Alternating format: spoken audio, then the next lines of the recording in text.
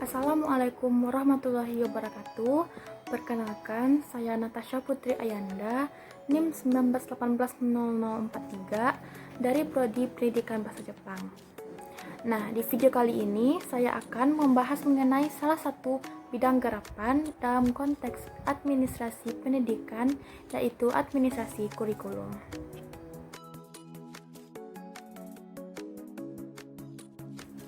Seperti yang telah kita ketahui bersama, dewasa ini tidak sedikit mahasiswa lulusan perguruan tinggi yang sangat sulit, bahkan tidak mendapatkan kesempatan sama sekali dalam dunia pekerjaan. Sehingga angka pengangguran terus meningkat tiap tahunnya. Sebenarnya apa yang terjadi?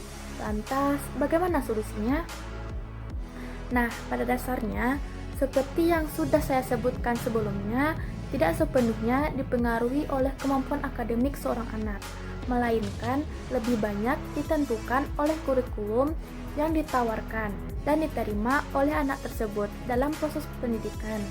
Untuk menjawab kebutuhan industri pekerjaan terhadap sumber daya manusia, maka dibutuhkan suatu aturan atau administrasi yang dapat merancang kurikulum yang akan diberikan kepada peserta didik oleh lembaga pendidikan, agar peserta didik yang dihasilkan nantinya dapat memenuhi kepermintaan dari industri pekerjaan. Jadi, apa sebenarnya administrasi kurikulum?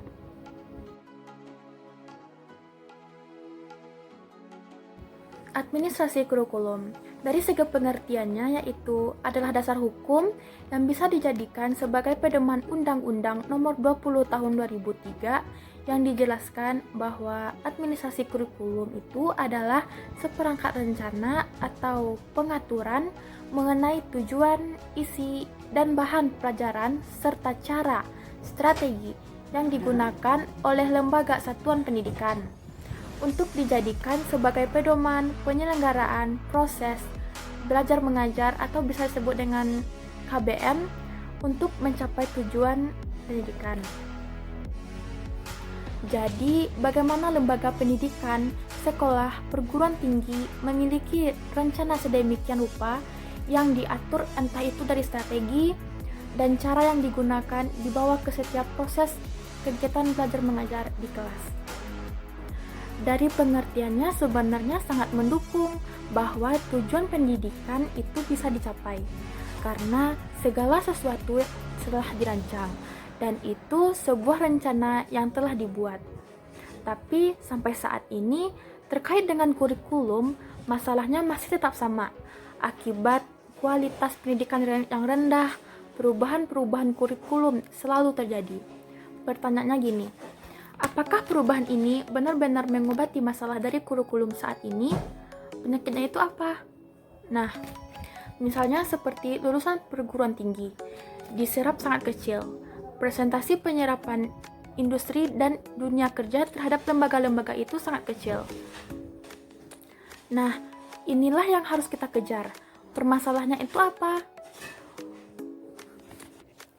Bisa jadikah diantaranya disebabkan rencana dari kurikulum itu untuk mencapai ke proses kegiatan belajar mengajar belum menjawab, belum sesuai dengan keinginan dari industri lulusan kita seperti ini. Mari kita lihat pengertian administrasi kurikulum dari segi arti sempit dan dari segi arti yang luas. Dari arti sempit, artinya yaitu seperangkat mata-mata pelajaran atau mata kuliah yang kemudian dibahas, dipelajari oleh peserta didik di dalam kelas. Tapi yang namanya kurikulum itu sendiri adalah sejumlah experience atau pengalaman belajar yang dimiliki oleh pendidik untuk kemudian ditawarkan, dikembangkan, dibagikan bersama sehingga peserta didik tidak hanya mendapatkan teori saja, tapi dalam experience yang diberikan oleh guru dalam si pendidik di dalam kelas. Tapi jika kita tarik lagi, kalau administrasi ini adalah aturan, rencana. Kalau administrasi kurikulum adalah proses yang 4 sebelumnya sudah saya bahas di video sebelumnya, bisa dicek. Nah, yaitu ada planning, proses perencanaan, organizing, proses pengorganisasian, executing, proses pelaksanaan, dan yang terakhir ada controlling dan proses kontrol terhadap kurikulum tersebut. Nah, komponennya juga ada. Apa saja komponennya? Yang pertama jelas ke kurikulumnya. Yang kedua ada tujuan. Yang ketiga ada isi atau konten. Dan yang keempat ada metode. Yang kelima ada evaluasi. Nah, mari kita coba bayangkan. Dari kelima komponen ini, seandainya direncanakan sedemikian rupa dan sampai ke lembaga pendidikan, harusnya masalah-masalah pendidikan bisa dicapai dengan standar waktu yang lebih jelas. Tetapi yang terjadi, kurikulum ini dari tahun berapa berganti-ganti sampai saat sekarang ini sudah kurikulum K13, terjadi perubahan-perubahan yang sangat luar biasa, tetapi masalah kurikulum di Indonesia masih tetap sama. Nah, timbullah pertanyaan, apakah setiap komponen ini sudah dibenahi? Sehingga seharusnya proses KBM harusnya sudah diterima oleh peserta didik. Inilah yang menjadikan PR terbesar kita bersama dalam dunia lembaga pendidikan. Nah, sekarang mari kita lihat tentang administrasi kurikulum. Yang namanya administrasi, bahwa kegiatan administrasi itu menjalankan fungsi-fungsi manajemen. Minimal ada 4. Yang pertama ada planning. Planning, perencanaan atas kurikulum yang dikaitkan dengan komponen kurikulum yang dijabarkan analisis mata pelajaran.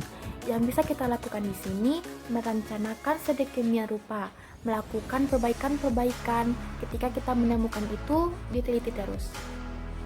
Nah, dalam prakteknya, mulai dari kalender akademik, prota, promes, PSP, dan rencana pelajaran itu betul-betul sudah berdasarkan ekspektasi di atas masalah yang sebenarnya terjadi terhadap peserta didik melalui data kelulusan sebelumnya. Yang kedua ada organizing, dikaitkan dengan kalender akademik yang sudah disusun berdasarkan kegiatan yang berlangsung selama 1 tahun ke depan akademik di kampus atau lembaga pendidikan.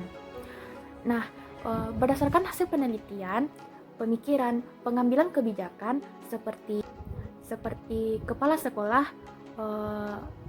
rektor, bersama dengan guru dan dosen, kalau semuanya sudah sepemikiran, bekerja bersama-sama, memikirkan itu secara sempurna, apakah masih ada masalah? Karena sesuatu yang sudah diolah bersama-sama, harusnya satu penyakit itu bisa diselesaikan dengan jangka waktu yang sempurna. Yang ketiga ada extracting, yaitu proses pelaksanaan dari KBM di dalam kelas. Dalam proses kurikulum yang sudah direncanakan sedemikian rupa oleh setiap sekolah atau perguruan tinggi, disampaikan ke peserta didik sehingga mereka mendapatkan berbagai macam materi dengan muncullah pemahaman skill yang terkait dengan teori-teori tersebut.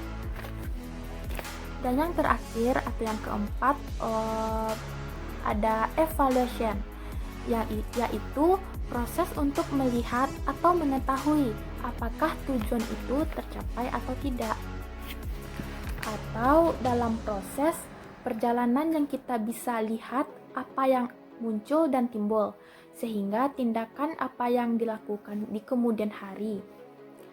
Yang melakukan evaluasi adalah semua yang terlibat.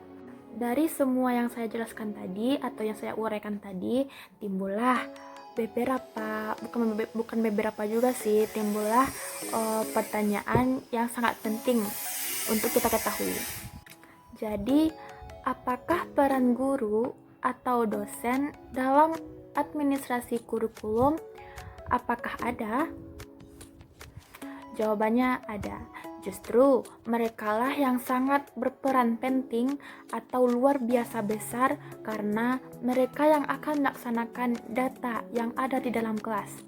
Yang paling tahu itu ya dosen, guru, bukan pimpinan. Oke semuanya, sampai di sini dulu pembahasan kita mengenai konsep administrasi kurikulum.